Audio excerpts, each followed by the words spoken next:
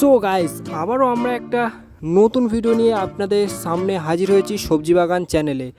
আর guys, আজকের ভিডিওটা আমরা করতে চলেছি একটা ফুলকপি বা ব্রোকলি যারা যারা চাষ করেন সেই টপিকের একটা নতুন ভিডিও। হ্যাঁ গাইস, আজকের আমরা করতে চলেছি ফুলকপি বা ব্রোকলি গাছে পোকা লাগলে বা গাছে পোকা ধরলে আপনারা তার থেকে তার সেই পোকা তাড়ানোর জন্য কি উপায় বা কি বিষ বা কি উপায় সেই পোকাগুলোকে আপনারা তাড়াতে পারবেন সেই ধরনের একটা ভিডিও নিয়ে আপনাদের সামনে আজকের হাজির হয়েছি। সো বেশি আর এমনভাবে না বকবক করে আমরা ডিরেক্ট পুরো মেন ভিডিওর মধ্যে এন্টার করি।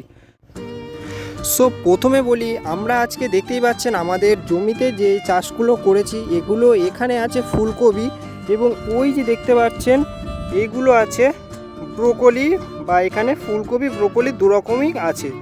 সো তার মধ্যে এখানে ফুলকপিগুলোর কাছে আমি এখন দাঁড়িয়ে আছি আর ফুলকপিগুলোর কাছে আমি আজকে ভিডিও করে দেখাচ্ছি। সো এক একটা গাছে যেখানে পোকা পুরো দেখা যাচ্ছে বা পোকা লাগলে আপনারা কিভাবে বুঝবেন সেটাই ফার্স্ট আমি আপনাদের সাথে শেয়ার করছি। সো গাইস, এখানেই দেখুন সামনে পুরো পেয়ে গেছি। সো এখানেই দেখা যাচ্ছে। সো দেখতেই পাচ্ছেন এখানে দেখতেই পাচ্ছেন একটা গাছে পোকা লেগে আছে এবং পাতাগুলো এমন ফুটো ফুটো ভাব নিয়েছে এবং পোকাটাওকে আপনাদের সাথে শেয়ার করছি। সো দেখতেই পাচ্ছেন পোকা এবং গাছের পাতাগুলো এমন যেখানে ফুটো ফুটো হয়ে থাকবে তাহলে আপনারা বুঝতে পারবেন যে গাছে পোকা লেগেছে। হ্যাঁ গাইস, এরকমভাবেই আপনারা পোকাকে বুঝতে পারবেন, যে পোকা লাগলে বুঝতে পারবেন। আর এই পোকা লাগলে গাছের অনেক ক্ষতি হয় এবং গাছগুলোকে পোকারা খেয়ে নেয়। সো সেই কারণেই বীজ দিয়ে পোকাকে তাড়ানো হয় গাছ থেকে। সো এখানে আরও একটা গাছ দেখুন, দেখতেই পাচ্ছেন চারিদিকে কেমন পাতাগুলো ফুটো ফুটো হয়ে গেছে আর এগুলো মূলত পোকারা খেয়ে নিয়েছেন। সো আজকের ভিডিওটা যারা যারা ফুলকপি চাষ করেন বা ব্রোকলি চাষ করেন তারা তো পুরো অবশ্যই দেখুন, এবং যারা যারা ঘরে খাওয়ার জন্য কিছু আনাজ সবজি চাষ করেন বা এমন ফুলকপি ব্রোকলি চাষ করেন তারা তো অবশ্যই দেখবেন।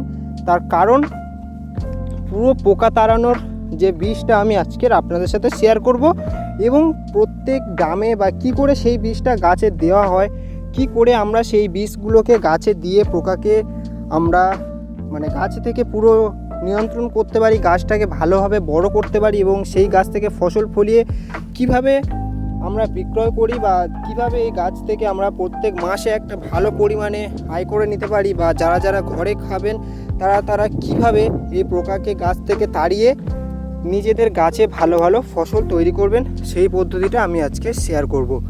তো চলুন আমরা এবার বিষের কাছে যাওয়া যাক। তো বন্ধুরা, আজকের আমরা কপি গাছে যে বীজটা ইউজ করব সেটা হলো এই বীজটা হামলা 550। সো গাইস, এই বীজটা দিয়ে আজকের আমরা কপি গাছের পোকাকে তাড়ানোর চেষ্টা করব এবং কপি গাছে পোকাকে তাড়াবো। সো এই বীজটা প্রত্যেক ড্রামে আমরা যেহেতু বীজ দেওয়া মেশিন দিয়ে ইউজ করব, এই মেশিনটা দিয়ে আজকের আমরা মূলত সমস্ত জমিতে বীজ দেব। আর এই প্রত্যেক ড্রামে কত ml করে আমরা বীজ দেব সেটা আজকে আপনাদের সাথে শেয়ার করি। এই ড্রামটা আছে 20 লিটারের ড্রাম, আর এই ড্রামে আমরা ইউজ করছি 40 ml। হ্যাঁ গাইস, এই হামলাটা আজকে 40 ml দেব এই ড্রামে। আর এটা আছে 20 লিটার জল ধরবে, এখানে 20 লিটারের ড্রাম বললাম, 20 লিটার জল ধরবে আর কি। তো গাইস, প্রথমে এরকম পরিষ্কার জল দেখে আমাদেরকে একটা অন্য ড্রামে ভরে নিতে হবে। সো দেখতেই পাচ্ছেন আমি ড্রামে এখানে জল ভরছি। সো গাইস, দেখতেই পাচ্ছেন এখানে জল ভরা হচ্ছে ড্রামে,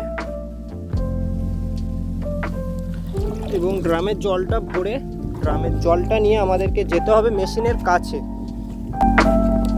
দেখতে থাকুন।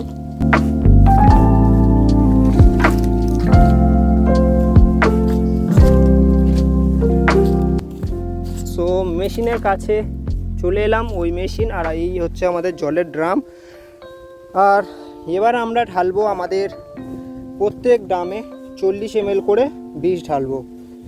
সো গাইস, এখানে তো ক্যামেরা ধরার কেউ নেই, তাই এমএলটাও আমি কিভাবে দেবো তাই ভাবছি।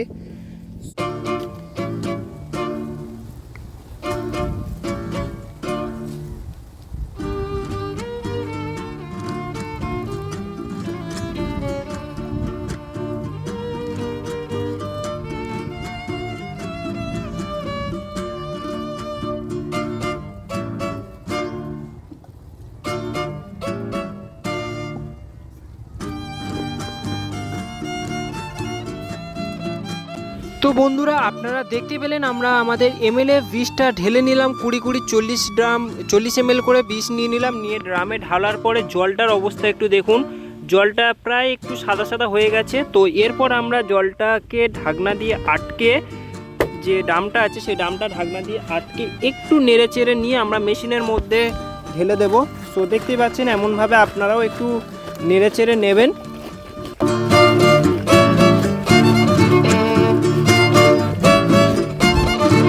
এমনভাবে নেড়ে চেড়ে নেওয়ার পরে আমরা ড্রামের মধ্যে জলটাকে ঢেলে দেব।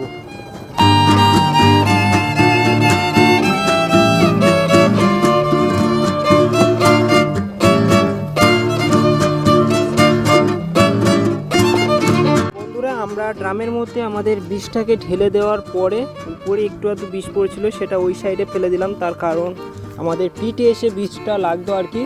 সো তারপরে হ্যান্ডেল দুটো আমাদের কাঁধে বাঁধিয়ে নেব, মানে ড্রামটা আর কি পিঠে তুলে নেওয়ার পরে আপনাদের সাথে চলো দেখা হচ্ছে এবার বিষ দিতে দিতে। তো বন্ধুরা এখন আমাদের সম্পূর্ণ কাজ হয়ে গেছে আর কি, মানে আমাদের ড্রামটা বিষটা কাঁধে তুলে নিয়েছি। বিষের ড্রামটা নেওয়ার পরে এই যে আমাদের মেশিন দেখতে পাচ্ছেন। সো এবার আমাদেরকে বিষটা এমনভাবে দিতে হবে। সো দেখতেই পাচ্ছেন আমাদের বীজ দেওয়ার কার্যকলাপটা আর কি। সো এমনভাবে প্রত্যেক গাছে ছিটিয়ে দেবেন।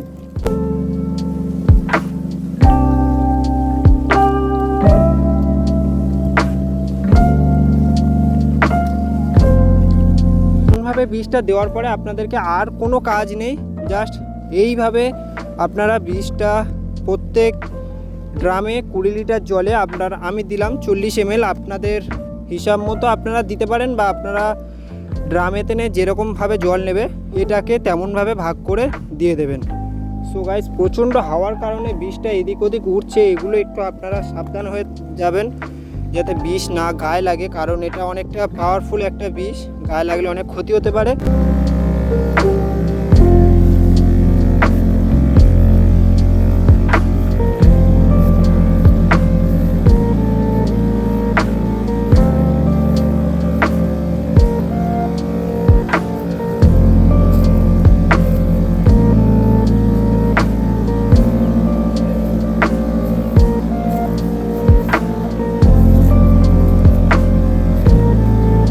সো গাইস আজকের ভিডিওটা এমনভাবে একটা ভিডিও করলাম।